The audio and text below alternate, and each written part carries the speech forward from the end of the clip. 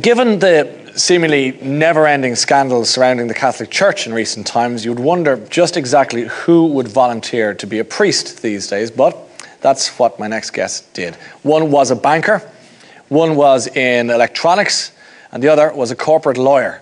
But they gave it all up to become men of the cloth. So would you welcome, please, Father Sean Duggan, Father Brian Nolan, and Father Tony Rice.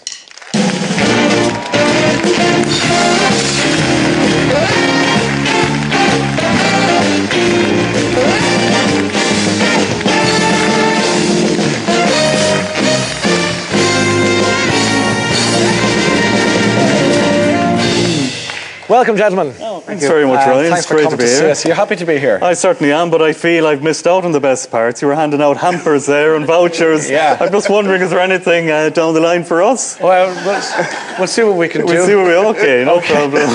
Thank you. You were all celebrated your first masses recently. Right, How'd it go? I went very well. Like, I'm from Galway originally, so I went back home to Renmore, where I come from, and we had my first mass on the Wednesday evening. Yeah. And how'd it go? Were you nervous getting up there and in front of the audience? Sure. You always have a little bit touch of nerves, but that's good. You know, it keeps you on form. So there were a lot of people came out. The weather was very bad, but there were streams of people coming into the church. And is it a case of, you know, your family and friends want to be there for your first one? I mean, is it like that, supporters and so forth? Oh, that's part of it. I guess because we were ordained in Dundalk, a lot of them couldn't make the journey. And because there were three of us, it wasn't possible to invite a lot of people. But the night itself, it went off really well. We had bonfires all over the place.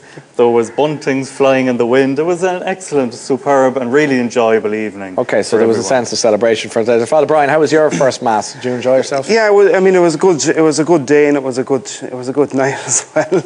Did you go on a bit of a tear then? Well, there was a bit of a celebration afterwards.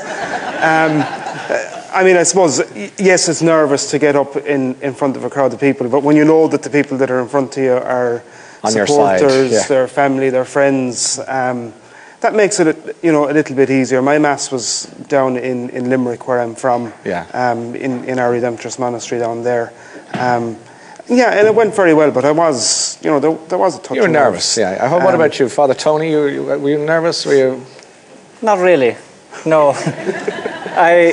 Because the ordination was on a Sunday, and I'm from Belfast, so I was closest. So I was the first one to take the leap. So kind of had to set the standard, you know. Nerves of steel.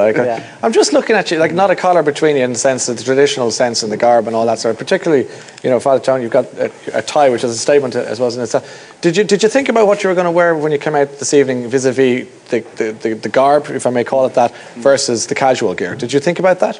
Didn't really. I suppose there are times when we'd wear it, you know, but one of the main reasons I'd wear it is so people know exactly, you know, that I am a priest. But you introduced us so well this evening that there's no doubt in people's minds that we're priests. What about the other two guys? I suppose, I mean, I don't think that a piece of plastic in a shirt identifies you as a priest. I'm more than that. I'm a person.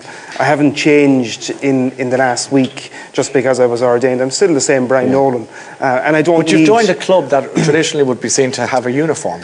You would, but when you're working, you know, if I'm officiating at a funeral or a wedding, or the work that we do in parish missions around the country, then I'd wear the garb. Okay. But I mean, I don't normally, if I'm going out during the day, shopping or whatever, I don't wear a collar. It's not something that I'd identify with. Thing. Tony, if I can ask the same question. Yeah, well, like I had to think very, you know, deeply about what was I going to wear. You know, was I really going to risk this colour, or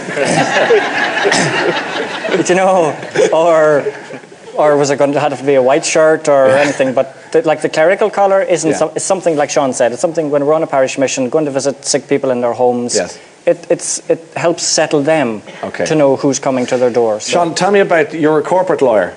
To me, it's a big leap to go from such a business, or at least a qualification, into the priesthood. What was the point? Well, I suppose it's just one part of a whole range of things in my life. Like growing up in Galway, I'd have gone to school, been involved in local sports, played a lot of music. You know, music was there before law and has been there. You know, it's a big, big part of my life. I played the violin, piano, and a whole other range of instruments. So I guess growing up, I'd have thought about doing different things with my life, and like a lot of fellas, I guess at some stage, priesthood might have crossed their mind, and that was the same for myself. And then going through secondary school, you think again about what you might like to do after school.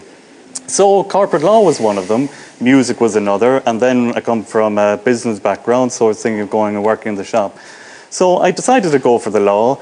I guess part of it too is I've always been interested in issues of social justice, and growing up I'd have been involved in different voluntary activities, and then throughout college I'd have spent summers away volunteering in different capacities. All of which you could do without being a priest. That's true, yeah. So why go the That's full true. hog, if you'll excuse the expression? Well, I guess one of the things I learned through those summers and the different experiences I had is that a 9-to-5 job just wouldn't suit me.